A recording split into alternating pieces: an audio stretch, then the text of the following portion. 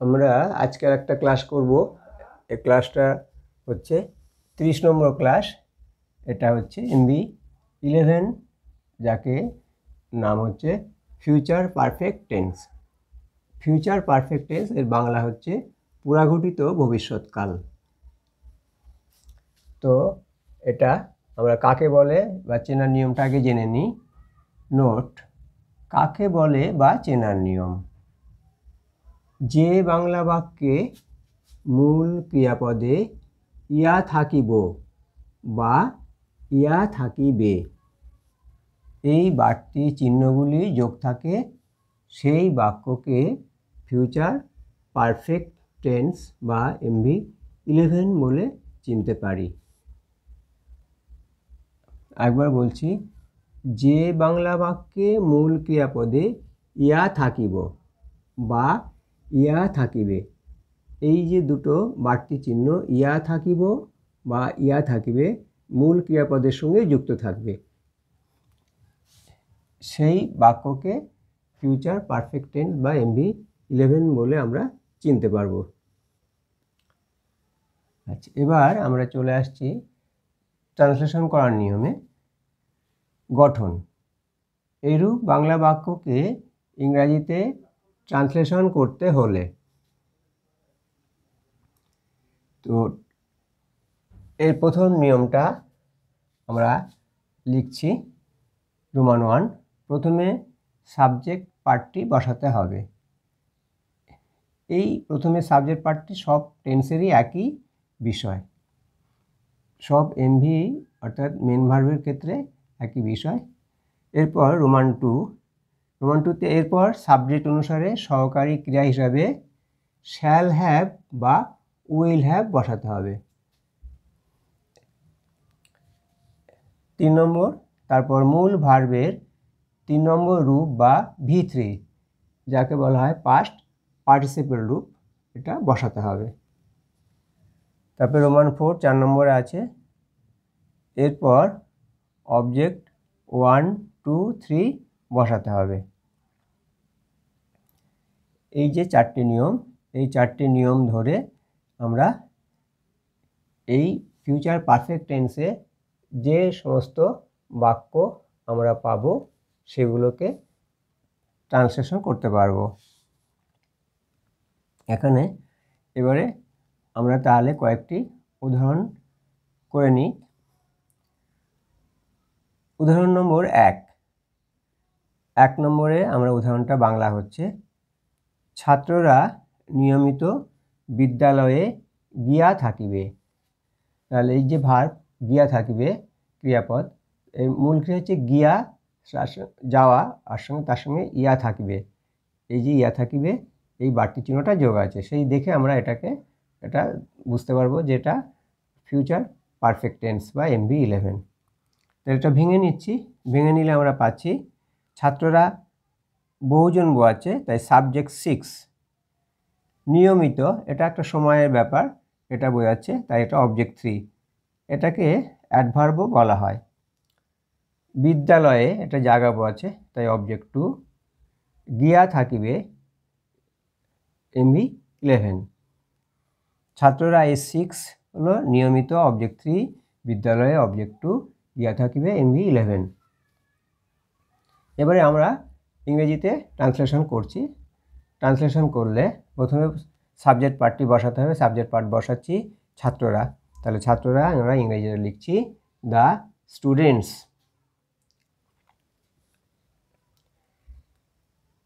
এরপরে সহকারী ক্রিয়া হিসাবে শ্যাল হ্যাভ বা উইল হ্যাভ।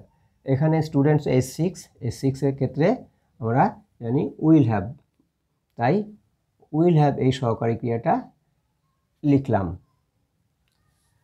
তাহলে সহকারী ক্রিয়া লেখা হয়ে গেল। এবার আসছে মূল ভার্ব, অর্থাৎ মূল ভার্বের 3 নম্বর রূপ।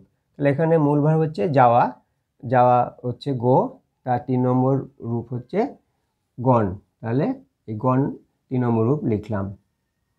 তারপরে অবজেক্ট 1 2 3, এখানে 1 নেই, অবজেক্ট 2 আছে বিদ্যালয়ে, তাই বিদ্যালয়ের দিকে টু স্কুল। তারপরে নিয়মিত ইংরেজি হচ্ছে রেগুলারলি, তাহলে ছাত্ররা নিয়মিত বিদ্যালয়ে গিয়া থাকিবে। The students will have gone to school regularly. Regularly, REGULARLY, regularly. তাহলে 1 নম্বর উদাহরণটা হয়ে গেল। এরপরে আসছি আমরা আরেকটা উদাহরণ 2 নম্বর। 2 নম্বর উদাহরণটা বাংলায় আমরা লিখে নিচ্ছি। শিশুরা মা বাবার সাথে ভ্রমণ করিয়া থাকিবে।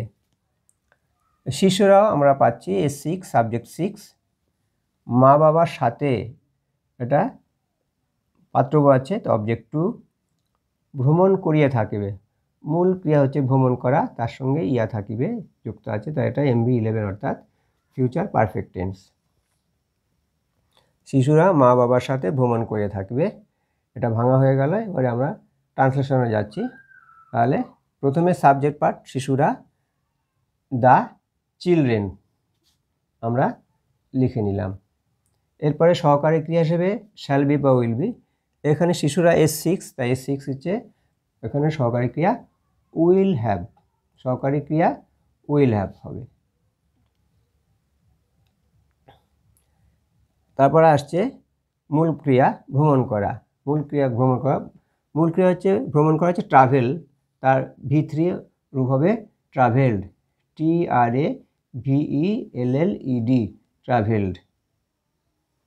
তারপরে অবজেক্ট 1, 2, 3, অবজেক্ট 1, 2 এখানে শুধু 2 আছে, মা বাবার সাথে। উইথ দেয়ার প্যারেন্টস, মা বাবা অর্থাৎ তাদের মা বাবা, তাই উইথ দেয়ার প্যারেন্টস। তাহলে শিশুরা মা বাবার সাথে ভ্রমণ করে থাকবে, এটার ইংরেজি ট্রান্সলেশন হচ্ছে the children will have travelled with their parents, PARENTS, parents. 2 নম্বর উদাহরণটা হয়ে গেল। এরপরে আমরা আসছি আর একটা উদাহরণ, 3 নম্বর উদাহরণ। 3 নম্বর উদাহরণটা আমরা বাংলাটা লিখে নিচ্ছি। আমরা অনুষ্ঠানটিতে অংশ নিয়া থাকিব। আমরা অনুষ্ঠানটিতে অংশ নিয়া থাকিব, এটা আমরা ভেঙে নিচ্ছি। তাহলে আমরা, এটা সাবজেক্ট 2, অনুষ্ঠানটিতে এটা অবজেক্ট 2, অংশ নিয়া থাকিব এটা MB11, অংশ নিয়া থাকিবে, অংশ নেওয়া মূল ক্রিয়া, তার সঙ্গে ইয়া থাকিব, তাই এটা আমরা 11 MB পাচ্ছি। তাহলে ট্রান্সলেশনে যাচ্ছি। প্রথমে সাবজেক্ট পার্ট আমরা, আমরা ইংরাজি উই। এবারে সহকারী ক্রিয়া শ্যাল হ্যাভ বা উইল হ্যাভ, তাহলে আমরা S2 এর পরে শ্যাল হ্যাভ, শ্যাল হ্যাভ লিখলাম। এরপরে মূল ক্রিয়া অংশ নেওয়া, অংশ নেওয়া হচ্ছে পার্টিসিপেট, তার 3 নম্বর রূপ অর্থাৎ পার্টিসিপেটেড, PARTICIPATED। তারপরে আসছে অবজেক্ট 1, 2, 3, এখানে অবজেক্ট শুধু 2 আছে অনুষ্ঠানটিতে, অনুষ্ঠানের মধ্যে, তাই ইন হচ্ছে preposition, the function, FUNCTION, function. তাহলে আমরা অনুষ্ঠানটিতে অংশ নিয়ে থাকি, we shall have participated in the function.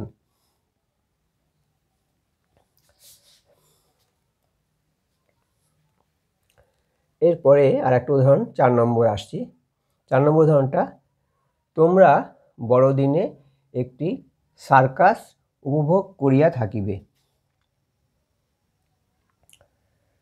তোমরা বড়দিনে একটি সার্কাস উপভোগ করিয়া থাকিবে, এটা ভাঙলে পাচ্ছি তোমরা, এটা সাবজেক্ট 4, বড়দিনে সময় বোঝাচ্ছে অবজেক্ট 3, একটি সার্কাস অবজেক্ট 1 বোঝাচ্ছে, উপভোগ করিয়া থাকে, মূল ক্রিয়া হচ্ছে উপভোগ করা, তার সঙ্গে ইয়া থাকিবে, এটা যোগ আছে, ইয়া থাকিবে বাড়তি চিহ্নটা, এটা MB11 অর্থাৎ ফিউচার পারফেক্ট টেন্স।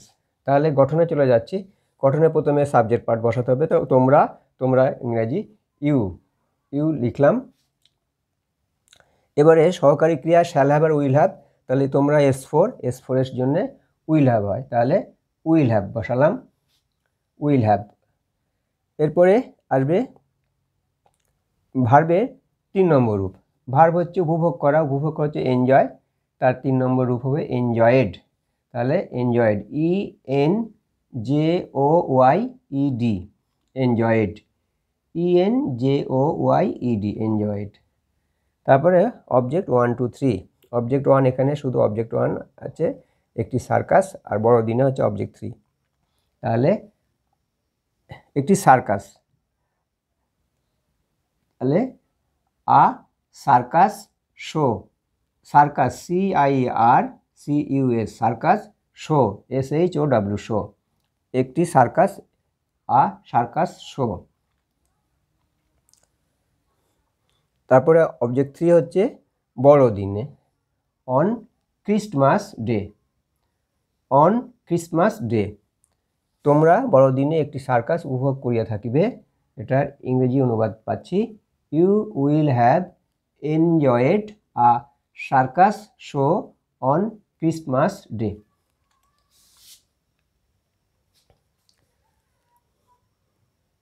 এবার আসছি 5 নম্বর উদাহরণে।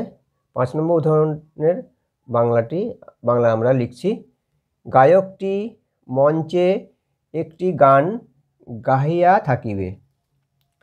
গায়কটি আমরা পাচ্ছি সাবজেক্ট 5, মঞ্চে একটা জায়গা বোঝাচ্ছে তো অবজেক্ট 2, একটি গান এটা একটা জিনিস বোঝাচ্ছে অবজেক্ট 1, গাহিয়া থাকিবে মূল ক্রিয়া হচ্ছে গাওয়া, তার সঙ্গে ইয়া থাকিবে, তাই গাইয়া থাকিবে, এটা MB 11। এবারে আমরা ইংরেজিতে লিখতে যাচ্ছি। তাহলে প্রথমে সাবজেক্ট পার্ট গায়কটি, গায়কটি হচ্ছে দ্য সংস্টার, SONGSTAR, সংস্টার, গায়কটি দ্য সংস্টার।